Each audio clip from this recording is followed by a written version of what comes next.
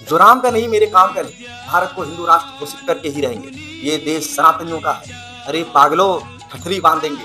ये सब जो वक्तव्य हैं, ये सब जो वाणी है, ये बागेश्वर धाम के पीठाधीश्वर मात्र 29 वर्षीय धीरेन्द्र कृष्ण शास्त्री के हैं। वही समय दिल्ली के इंद्रप्रस्थ से मथुरा के वृंदावन तक पद यात्रा निकालते हैं। 7 नवंबर से शुरू हुई इस पद यात्रा में देश के बड़े नामी गिरामी लोग शामिल हो रहे हैं। क्रिकेटर उमेश यादव से लेकर कुलदीप यादव तक, और उसके बाद शिखर धवन, संजय दत्त और जो बड़े बड़े सेलिब्रिटीज हैं सोशल मीडिया पर बागेश्वर धाम की इस पद यात्रा का समर्थन कर रहे हैं। अब सबसे बड़ा सवाल यह है कि बागेश्वर धाम हिंदू राष्ट्र की तरफ लगातार आवाज उठा रहे हैं कि आप भारत को हिंदू राष्ट्र घोषित करना चाहिए, जबकि बागेश्वर धाम सरकार इस समय जो पद यात्रा निकाल रहे हैं इसका जो समर्थन है भारतीय जनता पार्टी के लिए आम दे रही है। चाहे दिल्ली की भाजपा की सरकार हो, उसके मुख्यमंत्री हो, मंत्री हो, नेता हो, विधायक हो, सांसद हो, कार्यकर्ता हो, सब के सब इस पद यात्रा में शामिल हो रहे हैं। और केंद्रीय मंत्री मनोहर लाल खट्टर, जिन्होंने अपनी सारी जमीन, अपनी पुश्तैनी घर सब कुछ दान में दे दिया हो, वो भी बागेश्वर धाम की इस पद यात्रा का समर्थन कर रहे हैं। मतलब ऐसा लग रहा है कि बागेश्वर धाम की जो पद यात्रा है ये राजनीति से प्रेरित है, जो भारतीय जनता पार्टी के लिए कार्य कर रही है। लेकिन दूसरे एंगल पर हम देखें तो ये पद यात्रा जो है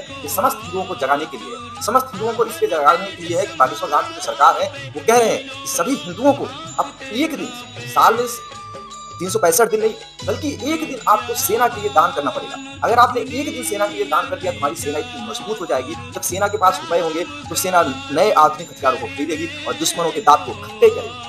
और उन्होंने गृह युद्ध की आशंका जताते हुए कहा कि अगर देश की सेना मजबूत रहेगी, हमारे देश में जिन्होंने गृह युद्ध का अंदेशा पाल के बैठे हैं उनके मंसूबे फेल हो जाएंगे। ये सब बागेश्वर धाम सरकार की तरफ से कहा जा रहा है। उनकी इस पद यात्रा में लाखों लोगों की भीड़ इकट्ठी हो रही है। जब दिल्ली के इंद्रप्रस्थ से शुरू हुई तो लोग अपने घर की बालकनी से लेकर सड़क तक हर जगह, जिसको जहां जगह मिली वहां इस पद यात्रा में शामिल होने के लिए उमड़ पड़े। और इस पद यात्रा में बड़े बड़े साधु संत उमड़ रहे हैं। बागेश्वर धाम सबके खाने पीने के इंतजाम को लेकर चिंतित है, सबसे पूछ रहे हैं जो उनके पास आ रहा है सबसे, और उनके जो वक्तव्य चल रहे हैं, जागो रे हिंदुओं, जागो रे हिंदुओं, और सिर्फ यही कह रहे हैं कि जागो रे हिंदुओं, जागो रे हिंदुओं। मतलब माहौल उन्होंने बदल दिया है, क्योंकि बिहार में दूसरे चरण का चुनाव भी है और दूसरे चरण के चुनाव की तरफ बीजेपी लगातार हिंदुत्व का नारा दे रही है। बीजेपी की तरफ से हिंदुत्व का जो मोर्चा खोल रखे हैं उत्तर प्रदेश के मुख्यमंत्री योगी आदित्यनाथ हैं, जिनका समर्थन बागेश्वर धाम की सरकार लगातार कर रहे हैं। और बागेश्वर धाम की जो ये पद यात्रा है 16 तारीख को वृंदावन पहुंचेगी और वहां भी एक विशाल जनसभा होगी। उसके बाद ये पद यात्रा समाप्ति होगी। लेकिन लोगों को अंदेशा है कि लाखों की भीड़ जो एक साथ जा रही है कहीं मथुरा के अंदर कार सेवा न करके, क्योंकि बागेश्वर धाम